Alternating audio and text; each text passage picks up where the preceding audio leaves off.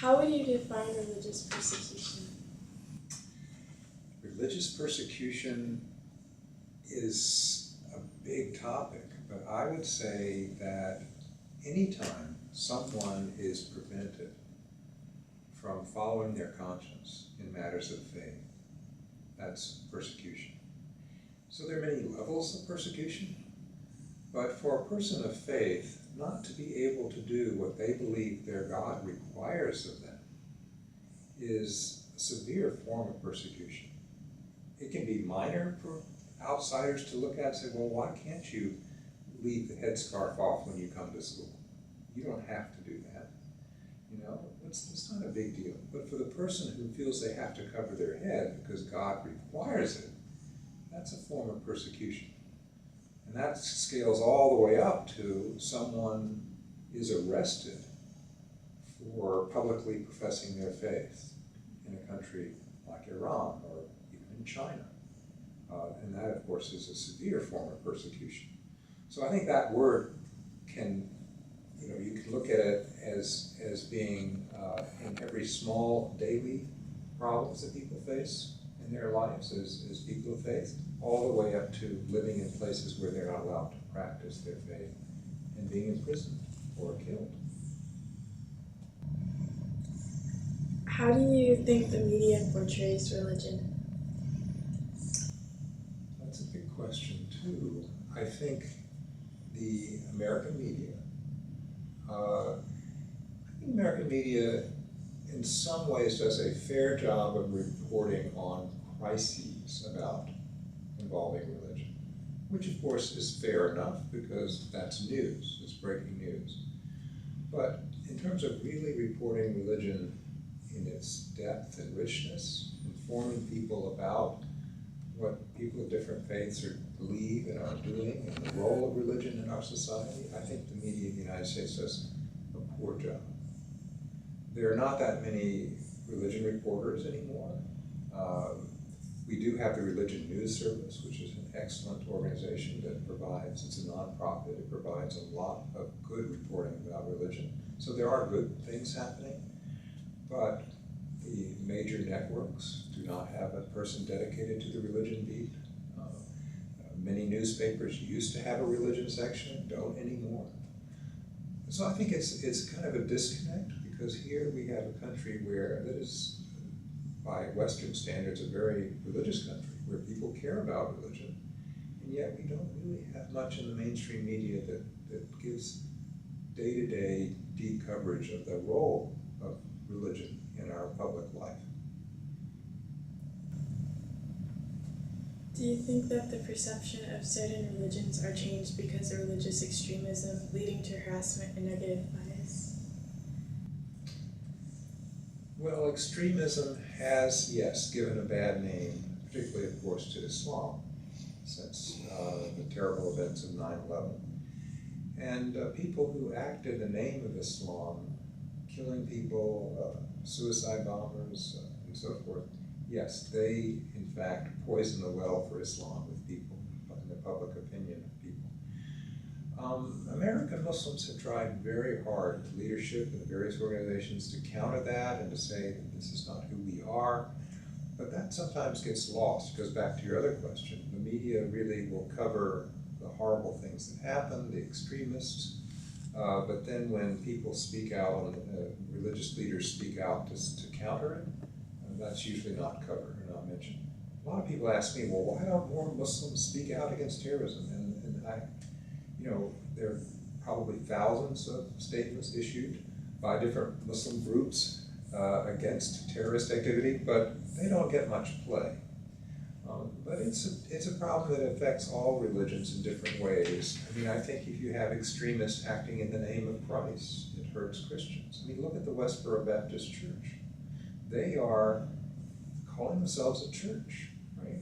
And yet they are so ugly and so negative and so hateful that people of other Christians look at that and say, that's not who we are.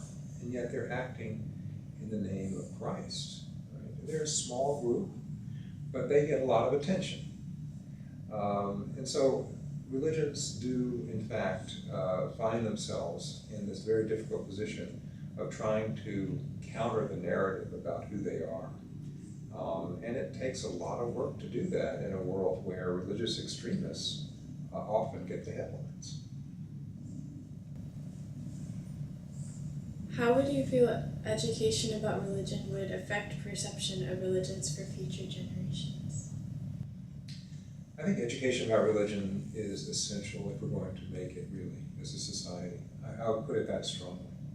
Because in the United States, how are we going to live with one another in the future if we don't know each other, understand each other?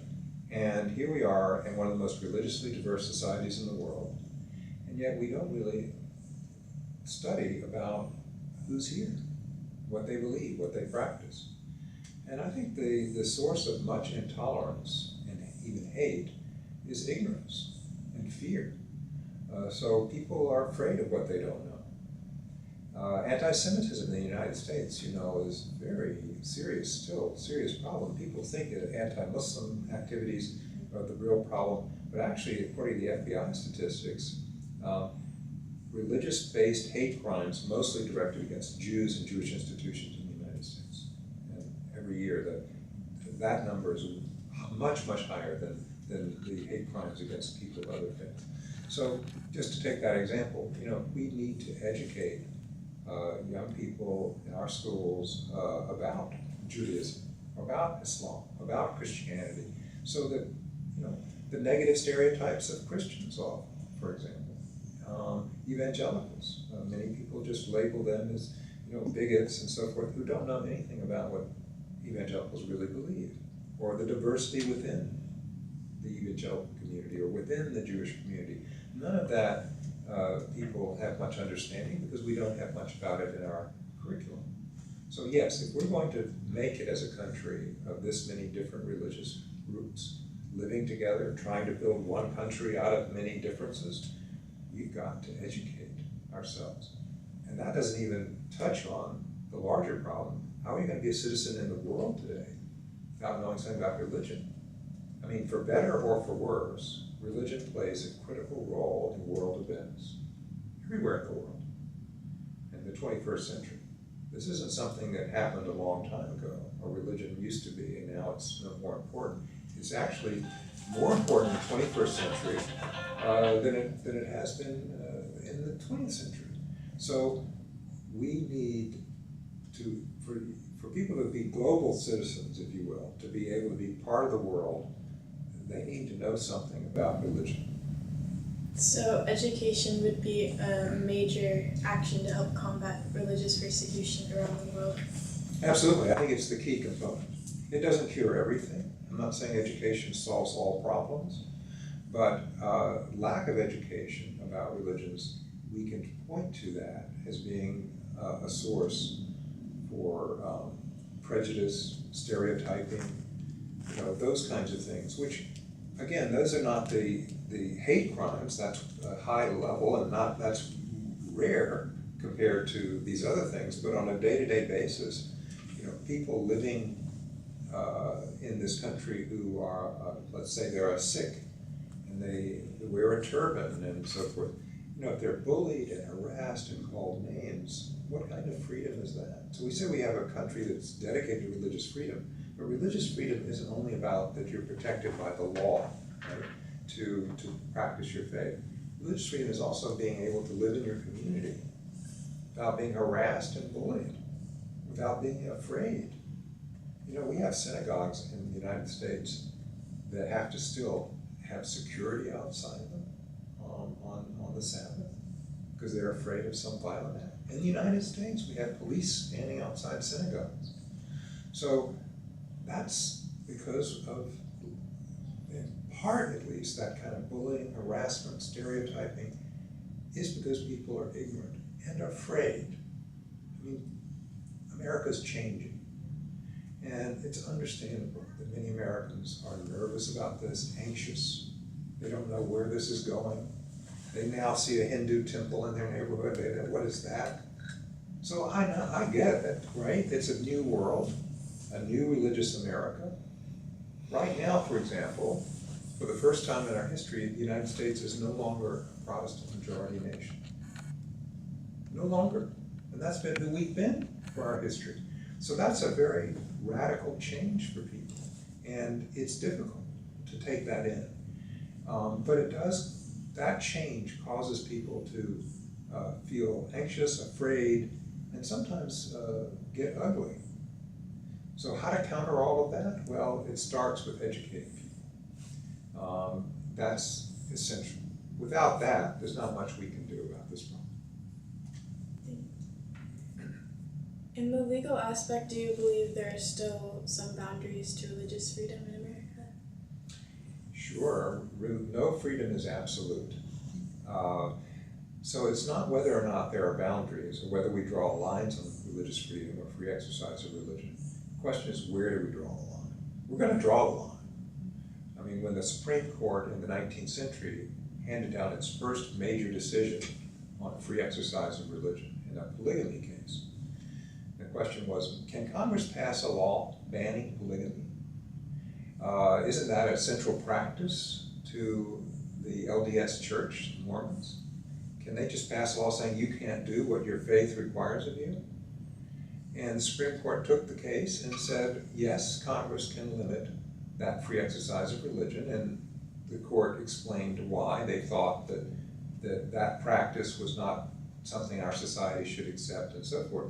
Now, whether you agree with their decision or not, that was the first line drawing, right? And it was in the decision to draw the line, the Chief Justice said in that decision, the Reynolds decision it was, he said, well, would we allow human sacrifice if a religious group believed in it? I mean, that's the easy example, right? And that's a rhetorical question, but of course we wouldn't, you know. So freedom of conscience we protect in the United States, and we should, and it's a very high value, I think, and I think it should be our highest value, protect the rights of conscience, the rights of people to follow what they believe they must do because God requires it. I mean, that's a right that's prior to government. That's a right that's prior to anything. It's fundamental to what it is to be a human being. However, in a society that wants to have order and peace, there have to be ways to say your rights of conscience have to be at some point limited if your religious practice is going to be destructive, if it's going to violate the law, if it's going to be violent. I hope we draw the line as broadly as possible, but that's the debate. And in our history, we have debated constantly about where to draw the line. I think mostly we get it right in the Supreme Court and our laws. We draw it very broadly. I don't know that there's any other place on earth where people have as much freedom to practice whatever religion or to practice no religion as they do in the United States of America. I mean, what an extraordinary thing. Just to take an example, the Church of Scientology, it's a controversial church. Some people don't even say, what is that? Why do we, we don't, as a legal matter, the courts don't get in and say, well, that's a crummy religion, that's a terrible religion, that's a good religion. We say, you obey the law.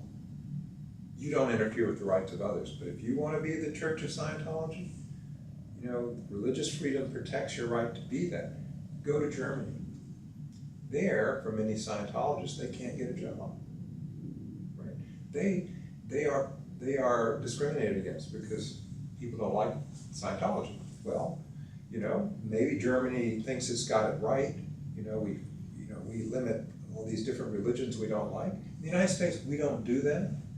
We have this marketplace, and we believe people are allowed to come into it and to advocate to be Protestant, to be Catholic, to be atheist, whatever, and the truth, as Jefferson would say, will prevail if left to itself. We keep government out of taking sides in what's a good religion, what's a bad religion.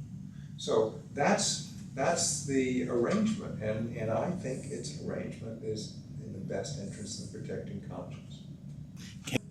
Do you believe that it's taking away religious freedom from different groups such as Hobby Lobby and Chick-fil-A because their opinion was different because of their religion? I think it's important to sort out the issues because they're different in different cases. And the larger picture is that the First Amendment says what government may do or not do. So so what we're talking about in the case of Hobby Lobby is a business saying, we want to have exemption from this government requirement. So that's what makes it a religious freedom case. It's not actually a First Amendment case because of the Supreme Court weakening free exercise of religion in 1990. That's another story. So it was a Religious Freedom Restoration Act case because Congress passed a law giving a higher level of protection for free exercise after that 1990 decision. That's a big parenthesis, but I just want to make that clear. So Hobby Lobby case was religious freedom, but it was under the Religious Freedom Restoration Act that it was decided, not under the First Amendment. But the point is that the issue for the justices was whether government can impose this requirement on Hobby Lobby or not. And the Supreme Court said, no, they may not. Hobby Lobby should have an exemption, just like religiously affiliated nonprofits have. You should do it for, this is a profit-making group, yes, but they're a closely held corporation by religious people. And so whether you agree with the decision or not, it was about government action. That's different from like Chick-fil-A, right? Or other situations where a corporation does something and some people in the public don't like it and they protest it. They want to boycott it. That's not the government. So it's not a First Amendment. Now, in the spirit of religious freedom, we obviously want people to not be intimidated, to be free, to have their business, to practice their faith. At the same time, in the spirit of our democratic freedom and the marketplace, we want to protect the right of people to protest, to say we're not going to pay for your Chick-fil-A sandwich if that's how you're going to behave. I remember a number of years ago when The Last Temptation of Christ came out, a Hollywood movie that many people, Christians, believed was very deeply offensive to the Christian faith, portrayed Jesus in a wrong way. What to do? Well, government doesn't get in there and say you can't have this film. Government didn't say to Chick-fil-A, you can't have your clothes on Sundays, you can't have your Christian values or donate money if you want to this particular cause. I mean, government can't do that. And in the case of the film, Last Temptation of Christ, people lined up outside theaters with placards, they tried to tell people don't go see this film, they boycotted it. And you know what? They have every right to do that. Now, they don't have a right to be violent. They don't have a right to block the entrance to the theater. So government then has to step in and protect the freedom of that movie company to show its film. Chick-fil-A has the right to be a Christian-based organization and business, but it doesn't, government can't go and say you can't be Christian-based. But if people want to stand outside with signs and saying we're not buying Chick-fil-A, or we're boycotting, that's a First Amendment right to protest, right? Government can't go and say, I'm sorry, you can't protest. You can't make Chick-fil-A unhappy or uncomfortable or lose business. So that's how the marketplace of freedom works. So the issue is when government is involved, then we take very seriously whether or not it's a violation of the First Amendment or religious freedom. When we have a public debate, we allow people to express themselves as long as it's peaceful. Do you think the actions of the early settlers towards another and Native Americans were early examples of religious persecution in our West nation? Yeah. Well, reading back, I think any fair-minded person in the 21st century is going to look back through the lens of history and say, that was wrong from our point of view. But of course, it's difficult to do that at the same time one has to say, but let's take the context and the time. and realized that at that time, that it was viewed in different ways. Although there were people at the time who protested against the treatment of Native peoples, for example. And good for them. There were people who spoke out. I'll give one great example. Roger Williams, the founder of Rhode Island, who also happens to be the father of religious liberty in the United States, created the first place in the world, I would argue, that had what we call religious liberty. No establishment of religion, no established government, religion in Rhode Island from the beginning. No established church, no preference for one religion over another. Kept government out, which for the first time in history finally meant into religious persecution in the formal way, because government involvement with religion has been the core of religious persecution for centuries. And Williams said, we're not going to have government in Rhode Island take sides in religion, and anyone can come to practice any faith they want to here. Now, Roger Williams was deeply Christian, and he read the gospel to mean that God wanted us to guarantee freedom of conscience for every human being. That God wanted people to have the freedom to choose for or against God, and that unless we set up a society where people had the freedom to choose in matters of faith, we were violating the gospel, according to Roger Williams. So and he translated that into a civil arrangement, a society, but his motivation and his grounding for that freedom of conscience vision he had was his reading of the gospel. He was an outlier. Most people didn't read the gospel that way in those days. They said, well, God, we have to have control over what people do in society. That's what God wants, to say, this is how you behave. This is in Massachusetts Bay Colony, kicked him out because he objected to them invoking God to impose an order on society. How that relates to your question. He was also an outlier, therefore, on how he treated Native peoples. Because when he read the gospel, instead of saying to Native people, you need to conform and become like us in order to be Christian and to be civilized, which they saw was the same thing, he said no. He said you first have to start that they are children of God. As he said to the people of Massachusetts, his opponents, when they were coercing Native people, when they were persecuting Native people, he said, look, did God create them?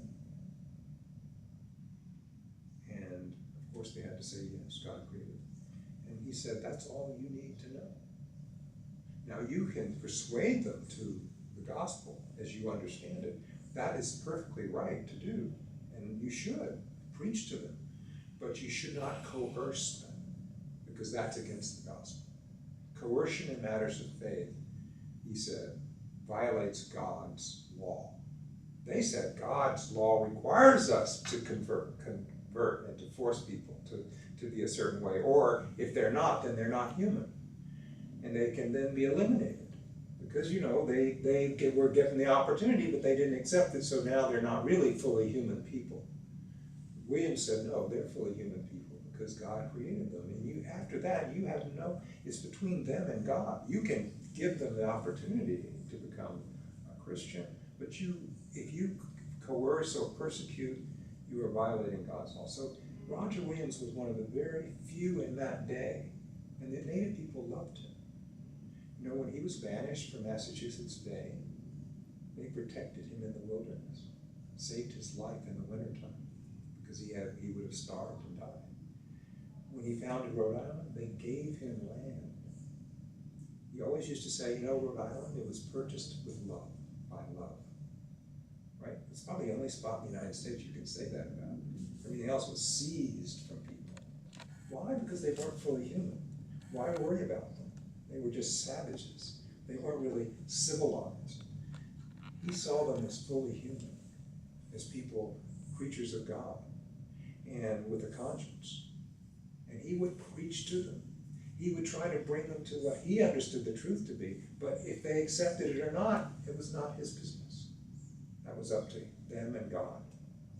So I give that illustration because I think we have to, in every era we live in, we have to be bigger than our times. have to go back to these fundamental truths and say, how are we going to live those out? I think a lot of the reason people treated Native Americans so terribly when they arrived here, they used religion to justify it, but they really wanted the land. They wanted the power. And they wanted to eliminate what stood between them and control and riches. And so they said, well, they justified with the gospel of Christ. They justified, genocide, the diseases that these folk, the native peoples got from Europeans, wiped out as many as violence did, and that just wiped people out off the face of the earth.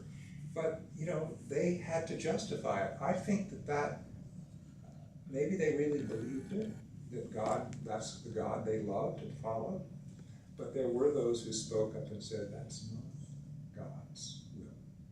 That's not the gospel.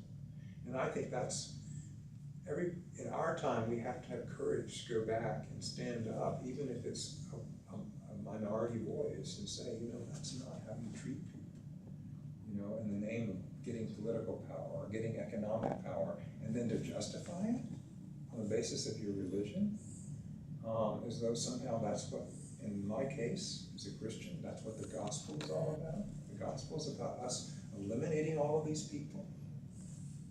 So it was a terrible time, and we have rewritten that history, we've ignored that history, but all you need to know to see the legacy of what we did then is to visit reservations in many parts of the United States now, where people are deeply impoverished, people are suffering, people have had their children taken away from them. That's the legacy. Just as though, as we go in many inner cities, we see the legacy of slavery and Jim Crow, and people trapped forever in a cycle of endless poverty and can't get out, like in Baltimore. So we have to own that history and to say, in our time, no, that was wrong.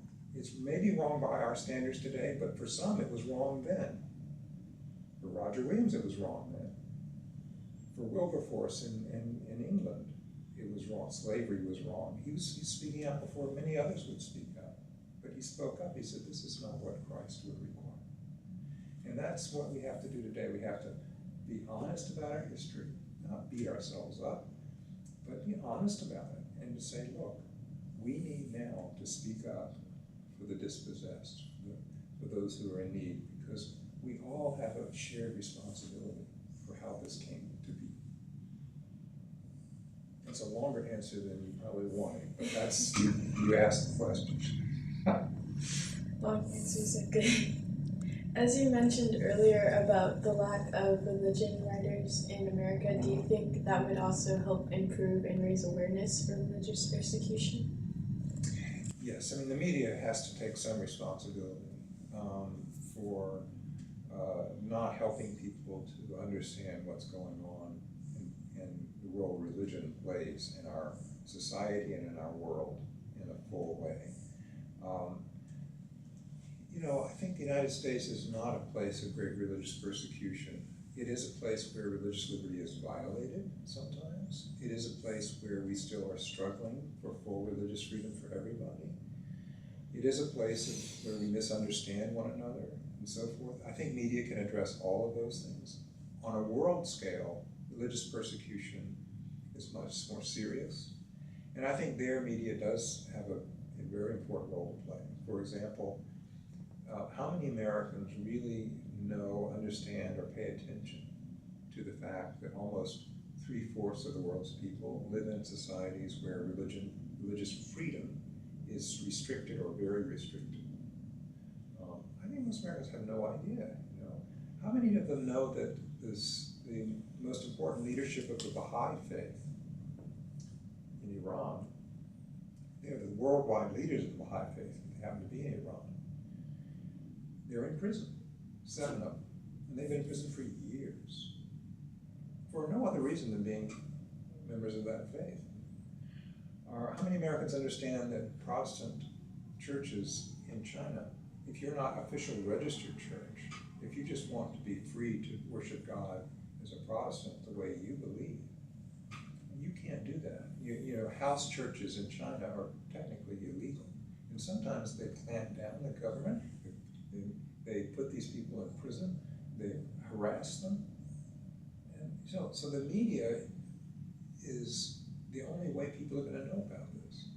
Fortunately, the internet has opened some of this up, sometimes not so in such bad ways, but it has opened up at least more avenues for people to get the message out and the word out. But the media that's responsible for reporting news, I think, does a very poor job of really highlighting the seriousness of religious persecution around the world. Whole Christian communities are being wiped out in the Middle East. Whole communities that have been there for 2,000 years are being eliminated, destroyed. And you know, you hear a little bit about it in the media, but I think that the media, they're tone deaf to the religion dimension. It's as though somehow, yes, politics, economics, all that's the important stuff. Oh yes, it has to be religion. But actually, a lot of the violent conflicts, a lot of the issues, a lot of the oppression in the world is about religion. And frankly, you know, not only the media, but the State Department, they've just opened, under this administration, a whole office on religion and diplomacy in the State Department. And they're hiring people that have specialties in religion. So they're getting it, right? Because you can't be a diplomat in the world today unless you're informed about religion. And I would argue you can't be a journalist covering the world today unless you have a pretty sophisticated understanding of the role it plays in world events and the role religious persecution plays in violence, conflict around the world. It plays a huge role. And I do think the media has failed to help us understand that. That's all my questions. Thank you. Those are good questions, very good questions. Yeah. Well, I'm glad that I was able to talk with you about it. As you can see, I care about this a little bit. Principal. Who's your Dr. principal? Huckstein. Dr. Huckstein is your principal? And tell me your school all over again. You told me, but Saunders Middle School. Saunders Middle School. Can't believe you're only in middle school and asking these sophisticated questions. When I was in middle school, I don't even think we had any knowledge of any of these things. So I think it's wonderful that these are difficult topics. Good for you for tackling them.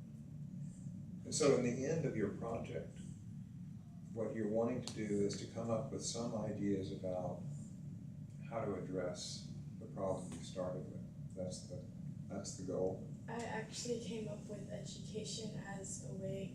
I was telling my mom when I first started that I believe education was the key because people are ignorant towards different religions because they're afraid of what they don't know. So education, What's the hypothesis? even a brief class, could help educate and change the perspective of many. Well, I'm glad I answered that question right. Because I agree with you wholeheartedly. And I'm glad I'm supporting what you're thinking because you're right. You're absolutely right. Yeah. So that's great. That's great. I hope that educators in the United States will pay attention because, you know, I mean, I've also tried to make the case to public schools particularly that we need to do a better job about teaching about religions and making sure it's part of what people know. And it's a tough sell. You know, people say, oh, well, we have so many things, it's not that important.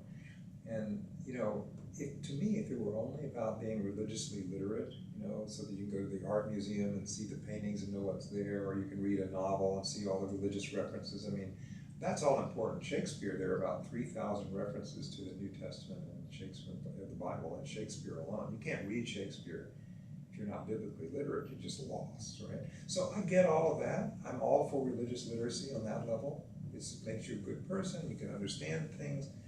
But I think what you're talking about is the deeper question, and that is, you know, are there greater costs to religious illiteracy?